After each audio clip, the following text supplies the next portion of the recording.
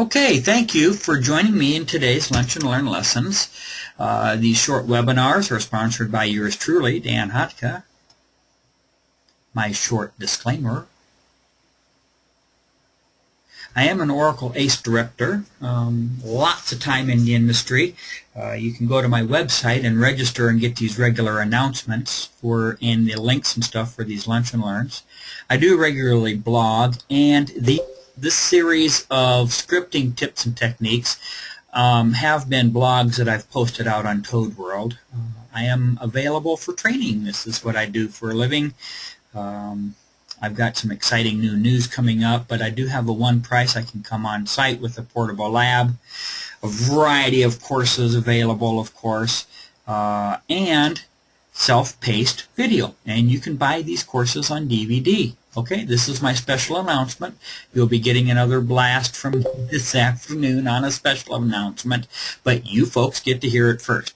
My first video, which is the Oracle SQL Performance Tuning class, is available now on Safari Books. It's available for purchase. It's a self-paced, go at your own pace kind of same hands-on lab environment. The only difference is I'm not in front of you, but it is still instructor-led, self-paced training. You can click here and check it all out. Okay? So the Lunch and Learns, today we're going to finish up with the scripting techniques, these presentations, and the slides will be available. The presentation replay and the slides will be available on my website shortly after finishing. We're going to finish up the scripting month. There will be no Lunch and Learns until the first week of May.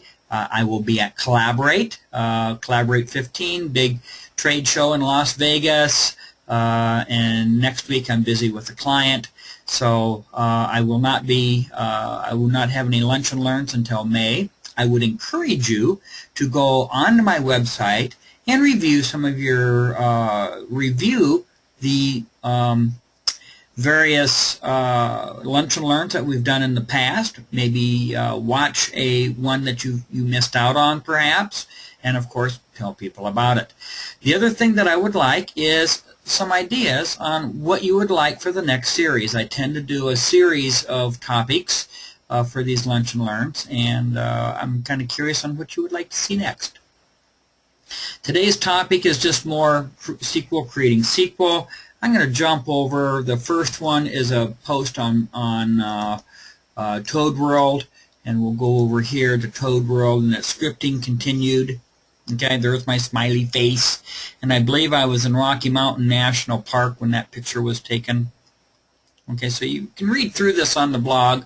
The blog is also the link on that presentation. Okay, so we get down here to the script itself. Okay, and again, you can see I'm setting everything off. Okay, space off, page size off, and term out off. So page size off will not make a page break in the data as it comes out. So so what I do is I spool the setup.sql. There's my index monitoring setup.sql.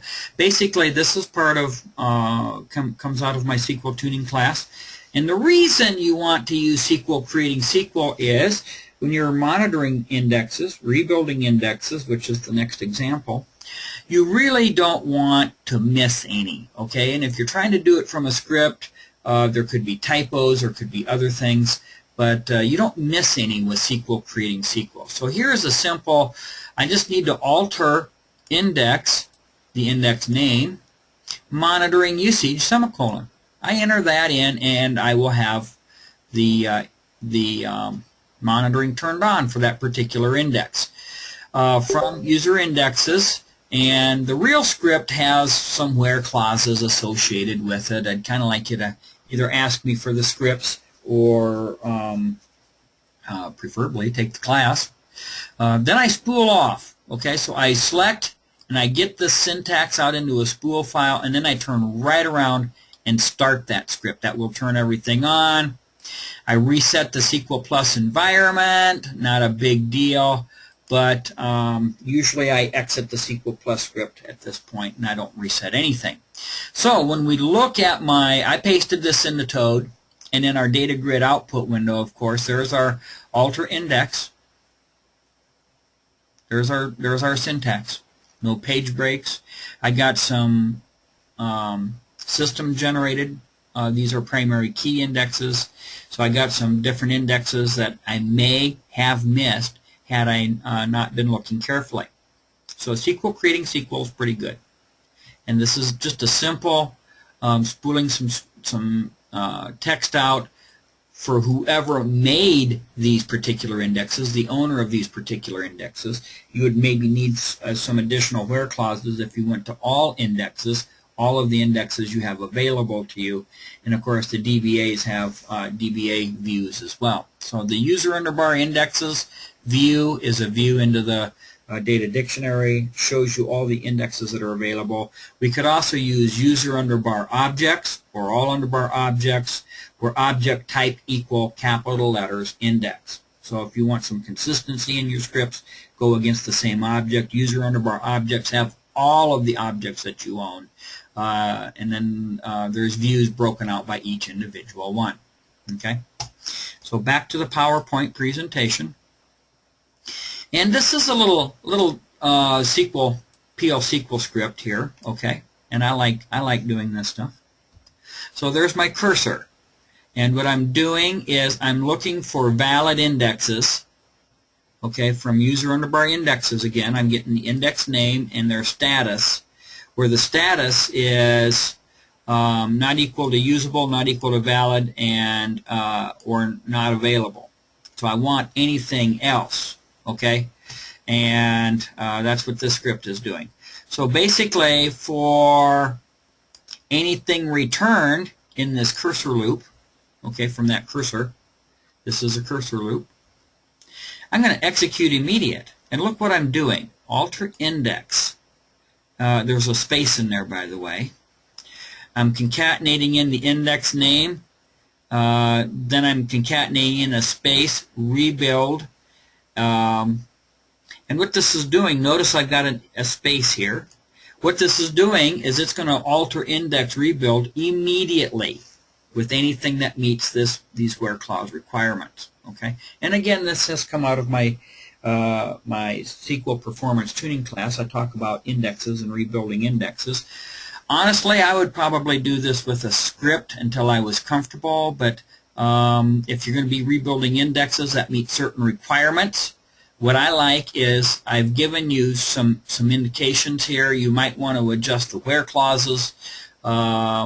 There's another way, the tables that have met the stale status. If you run if you run your rebuilds from a PL SQL script, your stats, you run your stats from your PL SQL script, there is a stale collection that can be created that you can spin through, and those are all of the objects that have 10% or more changes to them. Those are the indexes that you want to rebuild. So you could easily change this to a collection, spinning through a collection, doing an execute immediate rebuild on all of those indexes as well. So this is just another way of doing, this is dynamic SQL, but this is another way of doing SQL, creating SQL and creating some syntax, and you can use it in a variety of ways. Okay? We've talked about scripting tips and techniques over these past few Lunch and Learns. The slides and links to this presentation will be up on my website shortly. Do tell your friend. Hopefully see you at the beginning of May. Watch for the announcements. Thank you very much. Keep in touch. Maybe see you at Collaborate. If you're going to be at Collaborate, please, and you see me, please stop me, identify yourself, and we can chat about the Lunch and Learns. I would love to meet some of you. Remember me for your training needs. Thank you very much.